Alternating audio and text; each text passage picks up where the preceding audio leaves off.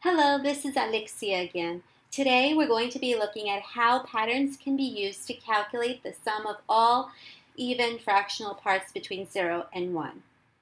We're going to start at slide A. For this slide, students have to notice and wonder what the sum of all the whole numbers from 1 to 10 equal to. For this slide, we can go ahead and use the Jamboard. If your school has a Nearpod subscription, you can go ahead and use the collaborative board. But if you don't, Jamboard will be a good option, a good free option for us.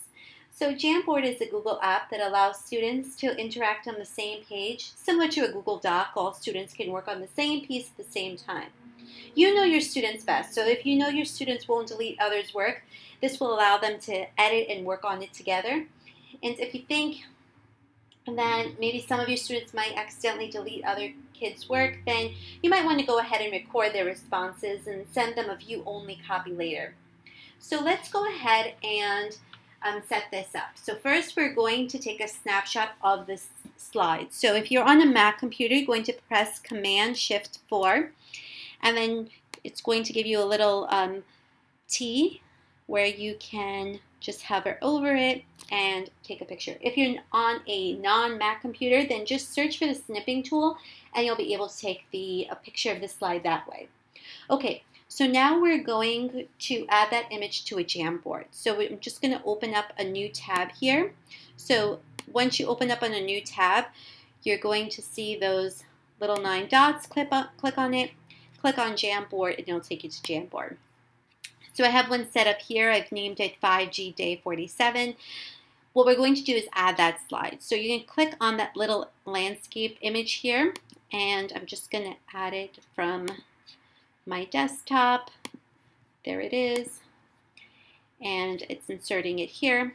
I'm just going to move it over a little bit, give some space to the students. So the students, once they see it, they're going to be clicking on this sticky note and it'll pop up that they can choose which color and they can post their little response. Now when you have it set up like this, you're going to want to share it with your students. So again, depending on your group, if you know your students won't delete it, then you can get the link here, and anyone with it'll originally say restricted, only the people with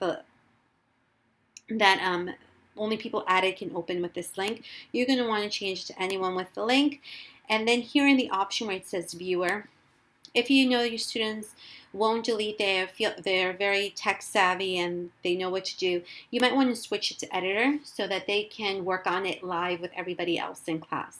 If you think your students might accidentally delete it, or maybe this is the first time they're using a Jamboard, you might want to use it as a viewer only. So that would require you to be typing in their responses as you call on them, and then you could send them this link. Just copy the link and post it into Google Classroom or post it into the chat, and they could see you typing in live, and they can have that to refer to later as well. So that's how you're going to set up the Jamboard for that. All right, let's go ahead back to the slides now. So this is potentially what your Jamboard could look like. So here you have some responses from students on what they're noticing and what they're wondering. So I noticed that their X's represent the first addend and the zeros represent the second addend. I noticed that all the addends in each line add up to 11. I wonder if they solved it this way to just have to do 5 times 11 instead of adding 1 plus 2 plus 3 plus 4 plus 5 plus 6 plus 7 plus 8 plus 9 plus 10 to get 55. I wonder if this strategy would work for any number.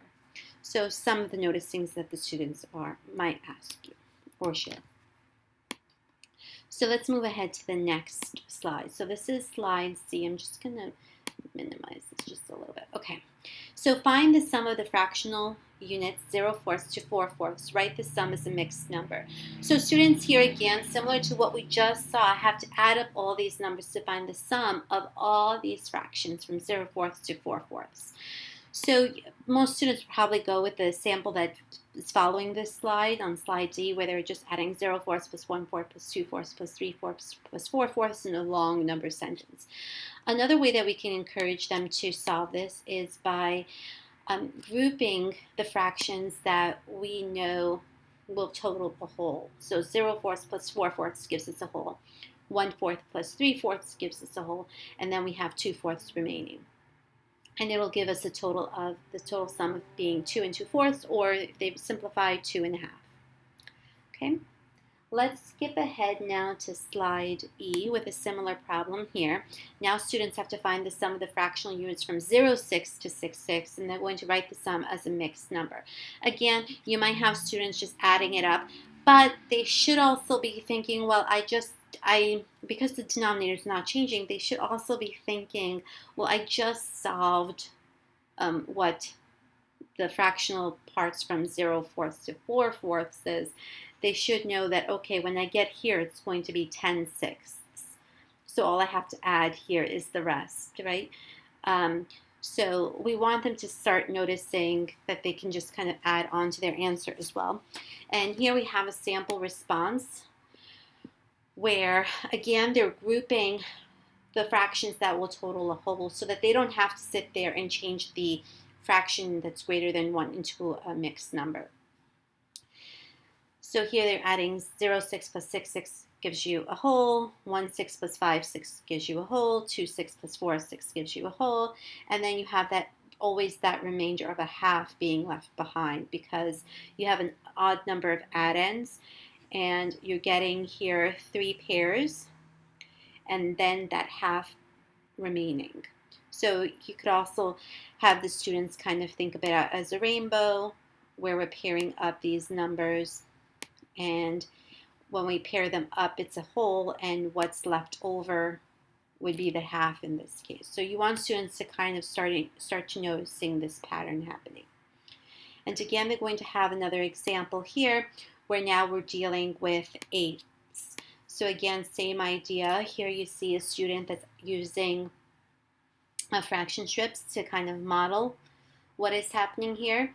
Again, they're pairing up to create that whole number, 8/8 plus 0/8, 7/8 plus 1/8, 6/8 plus 2/8, 5/8 plus 3/8, and then the 4/8 that's remaining. Again, you might want to illustrate, and one of the later ones also illustrates that idea of the pairing up kind of in that rainbow formation. It might be a good way for students to see that connection and how you have that remainder of a half being left behind. And for this next slide, for slide J, it's kind of putting together all of those sample responses, and students need to address the questions here. What patterns do you notice within these sums? And how would the sums change if the addition started with the unit fraction rather than with 0?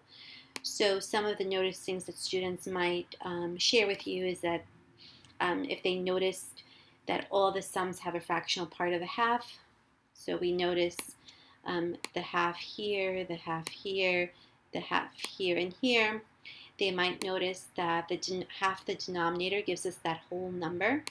So this is dealing with fourths, and half of 4 is 2. Here we're dealing with 6, and half of 6 is 3. Here we're dealing with eighths, and half of 8 is 4. And here we're dealing with tenths, and half of 10 is 5. And they might notice that there was always an odd number of add-ins. So we had for the first one 5 add-ins. We had for the sixths 7 add-ins. For the eighths we had 9 add-ins. And for the tenths we had 11 add-ins. And if you feel comfortable using the Jamboard, again, this would be a great opportunity to, again, take a snapshot of this and allow students to interact live, or you can record their responses on the Jamboard so that they have the link so that they can refer to it later on. All right, well, we've come to the end of this segment. I hope this video can help make your lesson how to use patterns to calculate the sum of all even fractional parts between 0 and 1 more interactive.